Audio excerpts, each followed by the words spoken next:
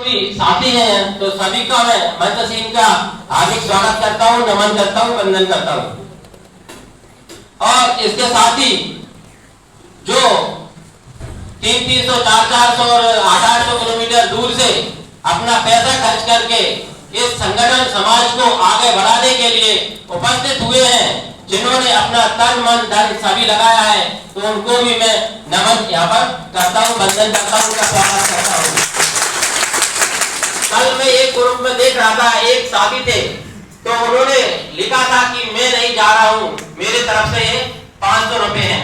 तो ये खास भावना हमारे जो अधिकारी हैं बड़े बड़े या सभी, उनके अंदर पैदा होना चाहिए कि मैं कार्यक्रम में नहीं पहुंच पा रहा हूँ तो उसको सफल करने के लिए, गाड़ी के लिए मैं सहयोग कर रहा हूँ। तो कहीं ना कहीं ऐसी हमको भावना जागृत करना होगी और समाज को एक करने के लिए, हमारे हक अधिकारों की आवाज उठाने के लिए हमको संगठित होना अति आवश्यक है। तो इसीलिए जो मध्य प्रदेश विद्युत मंडल आरक्षित वर्ग अधिकारी कर्मचारी संघ है, ये पिछले 30 वर्षों से विद्युत विभाग में कार्यरत अधिकारी कर्मचारियों की आवाज उठा रहा है। इसी की देन है कि आज हमारे विभाग में चीफ इंजीनियर हैं और ऐसी हैं जो बने हैं। रिजर्वेशन प्रमोशन के लिए मात्र एक संगठन उठाने वाला आवाज है और आगे भी हमको इसी संगठन से, हम युवा पीढ़ी है, उनके ऊपर जो अन्याय अत्याचार और आगे प्रमोशन मिल रहा है, करंट चार्ज मिल रहा है, उसके लिए आवाज उठाने के लिए हमको एकजुट होना पड़ेगा। उसके लिए अच्छे लोगों को आगे आना पड़ेगा, अपना समय देना पड़ेगा। अभी क्या है कि जिसको नौकरी मिल गई है वो नौकरी तक ही सीमित है, बस नौकरी है, घर परिवार चल रहा है, समाज संगठन जाए भाड़ में, और ये छोड़ना पड़ेगा, त्याग करना पड़ेगा। यदि आज हम त्याग करेंगे तो हो सकता है आने वाली पीढ़ी के लिए हम कुछ दे सकें।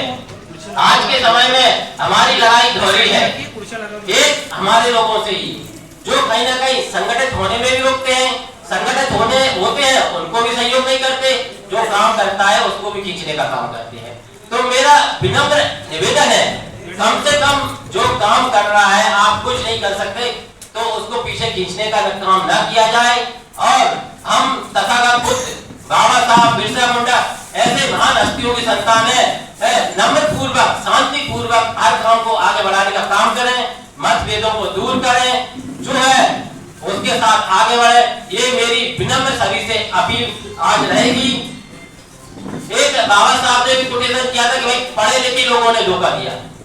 हम सब भी यहाँ पर पढ़े लिखे हैं, इसका मतलब ये कतई नहीं है कि पढ़े लिखों ने धोखा दिया। बाबा साहब ने ये बात उन लोगों के लिए कही है और सही कही है, किन लोगों के लिए, 90% लोगों के लिए जो यहाँ पे उपस्थित नहीं है। भाई हम इसकी पहचान हो जाएगी, संगठन में आएंगे, SC/ST के कहलाएंगे, ये बहुत सारी तमाम बातें हैं। तो ये उन 90% लोगों के लिए है, 10% हमारे लिए नहीं है। तो ये बात भी हमको सोचना पड़ेगी। और बाबा साहब ने कहा है, हमको बुरा कतई नहीं लगता, बुरा उन लोगों को लगना चाहिए जो समाज के लिए काम नहीं करते हैं। और आज भी हमारे अधिकारी ऐसे हैं जो हमारे वर्ग के हित की रक्षा नहीं करते हैं, भले ही उनके अधीन पदस्थ हो। ये भी मैं कहीं ना कहीं ये भावना हमको अंदर से लाना होगी कि भाई मेरे अधीन कोई छोटा कर्मचारी है, उसकी मैं मदद करूं। और आने वाले समय में क्या होगा, फिर जो अधिकारी वो देखेगा नहीं यार वो अपने समाज का मदद कर रहा है, तो उसके अंदर भावना जागृत होगी। इसीलिए जितना हो सके हम एक मदद करने का प्रयास करें। इस मंच से मेरी हाथ से आवाज पहुंचना चाहिए।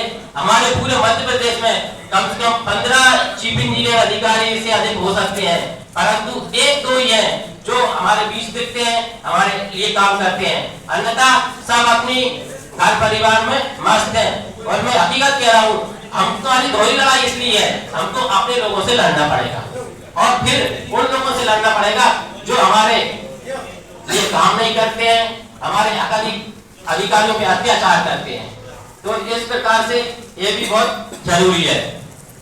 मैं हालांकि यहाँ पर PPT के माध्यम से बहुत कुछ रखने वाला था, परंतु आज क्या है, जो प्रोजेक्टर भी नहीं चल पाएगा, तो आगे हम जनवरी में कोई अच्छी बैठक रखेंगे, उसमें बकायदा 2 घंटे का मात्र प्रेजेंटेशन रहेगा कि भाई हम यूनियन से जुड़ते तो हैं, और यूनियन क्या होती है, इसके बारे में ये प्रेजेंटेशन कुछ फोटोकॉपी में लेके आया था, पर ये मुझे दिखाना चाहिए एक्चुअली कि संगठन क्या होता है। यूनियन वो होती है जो कर्मचारियों के हितों के लिए रक्षा करती है। और इसी के माध्यम से जो है हम अपनी आवाज मैनेजमेंट तक पहुंचाते हैं। कहीं ना कहीं एक व्यक्ति पे अत्याचार होता है तो वो लाचार पड़ जाता है, क्योंकि वो मैनेजमेंट तक पहुंच नहीं पाता, या डर लगता है भाई ऐसी है तो कैसे बात रखे, छोटा कराते।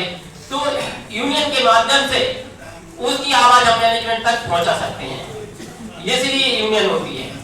तो इसीलिए हम आगे जो है इस संगठन को मजबूत करेंगे और आगे जो आने वाली पीढ़ी है, जो इस कंपनी कैडर में अधिकारी कर्मचारी आ रहे हैं, उनसे आग्रह रहेगा, और खासतौर पर महिला कर्मचारियों से जो लगभग इस संगठन में लगभग 10 से 15% तो मिनिमम है, परंतु हमारे बीच दिखती नहीं है।